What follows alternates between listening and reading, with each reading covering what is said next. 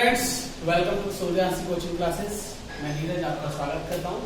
और कल हमने जैसे पढ़ा था खिलाफत आंदोलन के बारे में, तो हमने कल बता दिया था कि हम लोग शुरू करेंगे असहयोग आंदोलन, नॉन कोऑपरेशन मूवमेंट। ठीक है, तो असहयोग यानी कि बिना किसी के सहयोग के किया गया आंदोलन, उसको कहते हैं असहयोग यानी नॉन कोऑपरेशन मूवमेंट। लेकिन अब इसको यानी कि हमें अंग्रेजों का सहयोग नहीं चाहिए, हमें उनका बायकॉट करना है।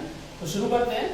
तो शुरुआत जैसे हमने देखा कि जब हमने पढ़ा था, गांधी जी ने ये सोचा कि अगर हिंदू और मुस्लिम दोनों अगर कम्युनिटी मिल जाए तो हम लोग एक बड़े आंदोलन का रूप दे सकते और अंग्रेजों को हम लोग भगा सकते। तो इसी में आगे कंटिन्यू करते हैं कि अब सबसे पहले हमने देखा कि कलकत्ता में एक अधिवेशन था। कभी कभी ये क्वेश्चन आ जाता है कि सितंबर 92 में जो कलकत्ता सेशन हुआ, उसमें क्या हुआ कि नॉन कोऑपरेशन के लिए गांधी जी ने सारे लीडर को समझाने की कोशिश की।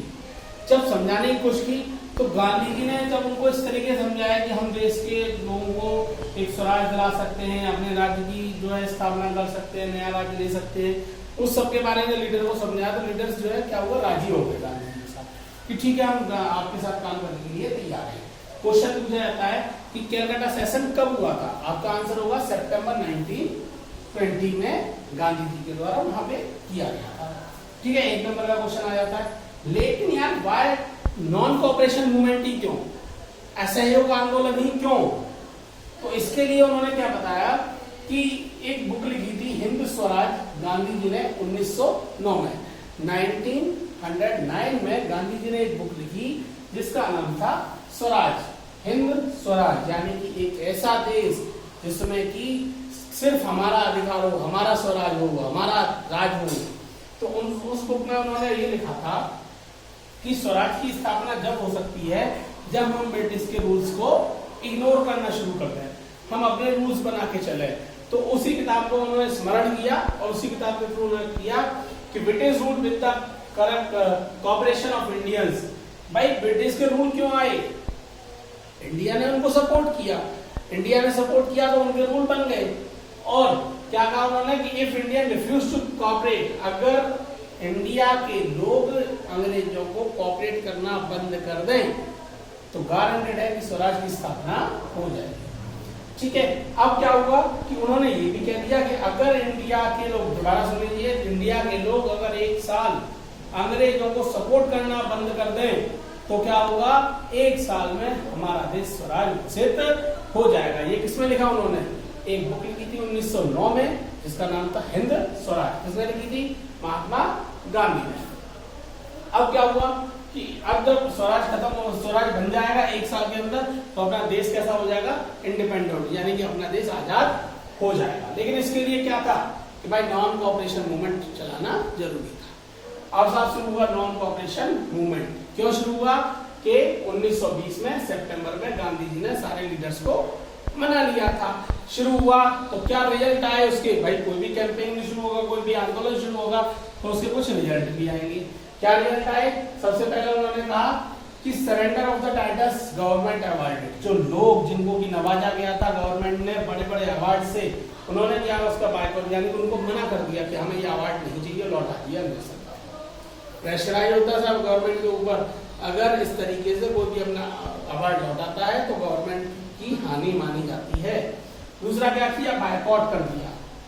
गांधी जी ने कहा कि जो सर्विस में है सर्विस छोड़ दो, बायकॉट कर दो, सिविल सर्विस का कर दीजिए, army, police, court, school, legislative council, foreign goods, यानी कि कपड़े लत्ते, स्कूल, सब का आप जो है बहिष्कार कर दो।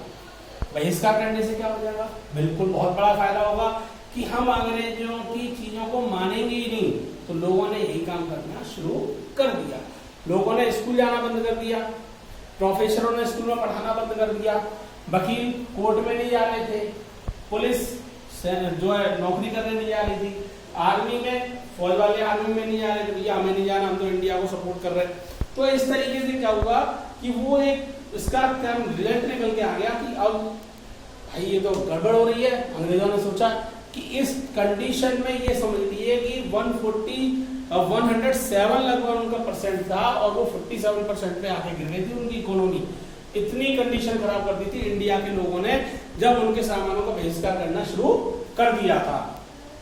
अब साहब इसको लेके एक और चीज हुई कि अब लोगों ने सोचा, जो मेन कांग्रेस के जो लोग थे, भाई कांग्रेस ने सोचा कि नवंबर 1920 में हमारे चुनाव आने वाले हैं, अब चुनाव आएंगे तो हम इनका सपोर्ट करें या ना करें, किसका, नॉन कोऑपरेशन मूवमेंट का, एनसीएम का। अब कांग्रेस ने जब सोचा कि यार मैं इनका कोऑपरेट करूं तो मुझे दिक्कत है, क्या दिक्कत है, पहली प्रॉब्लम तो ये कि कहीं ऐसा ना हो कि लोगों के मन में भड़क जाए, लोग ये समझ जाएं कि भाई जहां पर हम इनका कह रहे हैं कि बगैर लड़ाई झगड़े के, बगैर हिंसा के हम काम करेंगे और वहां पर उन्होंने चला दी गोलियां, तो हमें दिक्कत हो जाएगी, हमारी पार्टी वैसी आ जाएगी। दूसरी, उन्होंने कहा कि भाई अगर हम इलेक्शन जीत गए, देखिए कितना सोच रही थी कांग्रेस गवर्नमेंट कि अगर हम इलेक्शन जीत गए तो क्या होगा, तो हम अपने रूल रेगुलेशन बनाएंगे और अंग्रेजों को उनको समझाने के लिए बोलेंगे कि भाई इनको तुम एक्सेप्ट करिए, और उस तरीके से हम लोग धीरे धीरे उनको निकाल देंगे।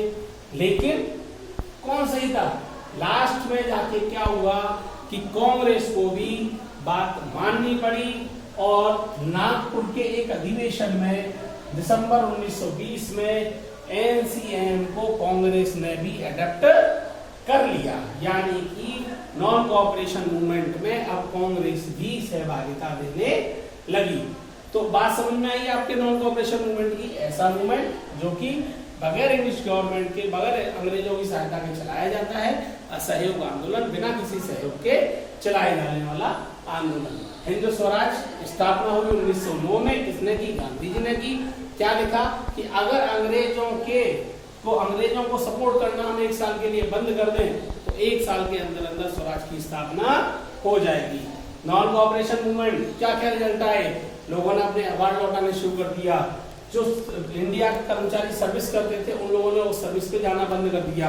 क्या फायदा हुआ इससे कि उनकी जो इकोनॉमिक स्थिति थी वो बिल्कुल डाउन हो गई, लेकिन घाटा भी हुआ क्या कि अपने इंडियंस के पास ऐसी व्यवस्था नहीं थी कि जिन लोगों ने जॉब छोड़ी थी उनको वो दोबारा से उस जॉब पे लग सके, और धीरे धीरे करके वो इस तरीके से लौट के दोबारा उसी जगह जाने लगे थे।